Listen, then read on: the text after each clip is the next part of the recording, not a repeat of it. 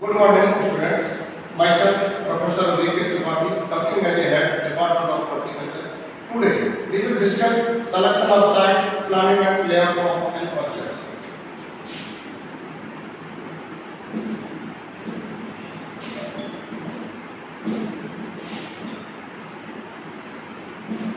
And layout of an orchard. As you know, orchard is a long-term investment where different types of fruit plants are grown. Because initially any mistake made in such planning, layout and selection of site results in long-term loss to your grower. Because fruit plants comes after bearing a long time, means when they are propagated through vegetative means they take 3 to 4 years to come in bearing. When they are propagated through seeds, they will take 7 to 8 years to come in bearing. And after, when they start bearing, if there is any deficiency of any characters found in their fruits, then farmers suffer greatly in economic loss. So that proper selection of site is very important. Among selection of site, first point is very important, that is climate. Since fruit plants are grown according to climates, and they are classified as tropical, subtropical and temperate foods. Among temperate foods, different fruit plants, apple, pear, peach, plum, cherry, walnut, hazelnut, kiwi fruit, strawberry, etc. are grown. Whereas in tropical, especially pineapple, figs are grown in different locations. Where we discuss subtropical fruits. Among subtropical fruits, lychee, guava, mango, banana, pomegranate are very important. In some part of the country, another type of climate, that is arid climate, is also found. In that climatic condition, we grow date palm, pomegranate, amla, bear very successfully. So, according to climate, fruit crops are selected for an orchard. Second point is soil. Soil is also an important parameter in selection of type of fruit to be grown because mostly fruit plants require neutral soil which is sandy loam structure. For orchards on different fruit plants, soil should be 2 meter in depth. Students, you have to know that why we say 2 meter depth. Means there should not be any hard pan up to 2 meter in depth from the soil level. And if there is any hard pan after 2 meter, then plant roots are capable to break that layer because up to 2 meter they will take 3 to 4 years to reach. And if there is any hard pan above 2 meter, then we have not plant any fruit plant in such condition because you have to know because performing different operations in your orchards different times labor are required.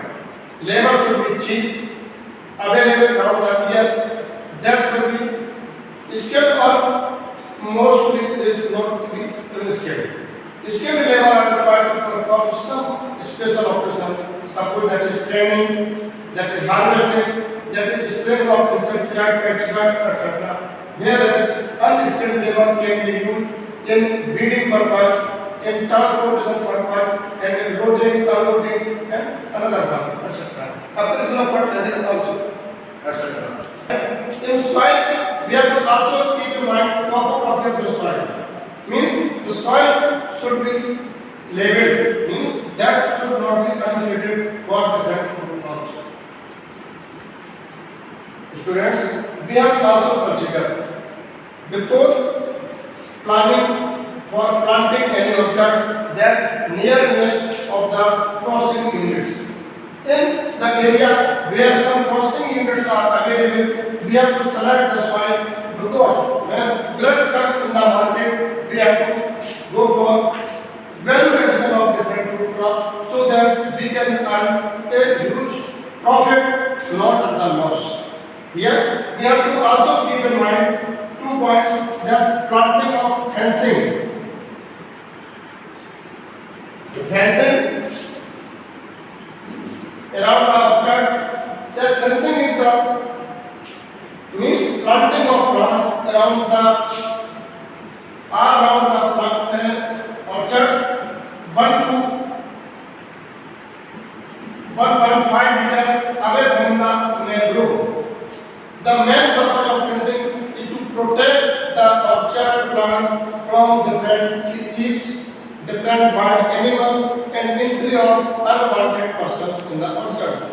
Secondly, we have also to plant windbreak plant in the orchards before planting of permanent plants. Here, we have to consider that windbreak plants are planted in north and west direction of the orchard because mostly hot and cold winds round the year come from north and west direction. So, before planting permanent plants in the orchard, windbreak plants should be planted in the north-west direction. Here, we have to know that the characteristic of windbreak and fencing plants should be they have some specific characteristics. They should be fast growing in nature. They should be evergreen in nature. They should be easy to propagate. They should be thorny. They should not be and produce harmful effects to the main plant. They should not compete with the main plant for different soil, water, and other parameters. Yes, after selection of site, when the site is decided completely confirmed, then we have to go for planning of an orchard. And make layout of an orchard. Here, we have to follow some principles. Means the selected site that we discussed earlier should be connected to the road for different transportation of fertilizer or transportation of fruits and other products. Secondly, there should be properly fenced and windbreak plants also planted in the north. Thirdly, when we start planting, then we have to keep in mind that not more than 10% of area of total orchard should not be eroded to the road, building or etc. Next point, we have to keep in mind that the irrigation channel drawn or dug in the orchard should be in such a way that they should connect all the blocks of fruit plants with minimum covering of the soil, minimum covering of the area. Mostly, they should be dug near the road. They should also serve the purpose of drainage during rainy season when huge amount of water collected in the field.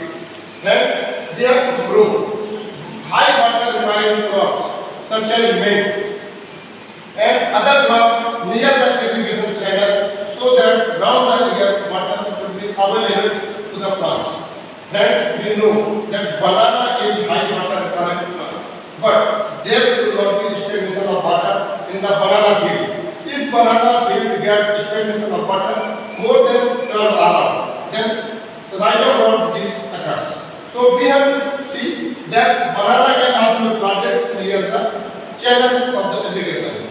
Here we have to see that the plants which are more damaged by birds, चिड़ियों से जो नुकसान करते हैं, they should be planted near to the watchman hut, so that they should be keep safe from the birds.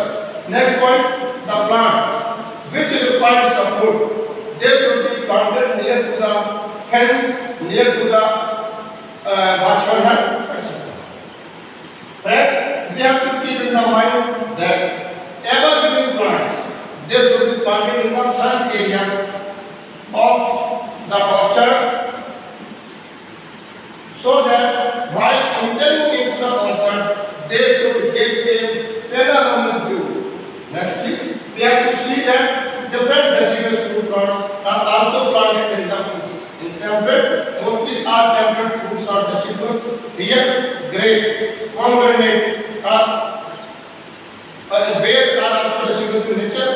they should be planted in the backward area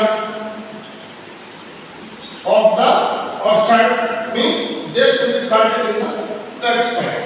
Next, we have to say that the fruit plants which are maturing at the same time, they should be planted in the nearby connected blocks, and the fruits which are more prone to different diseases, pests and etc. they should also be planted after proper soil management practices. You have to keep in mind that fruits varieties which are according to the variety, we have to also select a system of planting in the fruit orchards, because in the nearby city area where land is costly, we have to plant more plants in comparison to small system. Then we have to go for concave system of plants. We can also use hexagonal system of planting where 15% more plants are planted than the square system. Whereas in this system, almost double plants are planted than the square system, where land is not costly, land is cheap. We can also go for square system of planting. Thank you.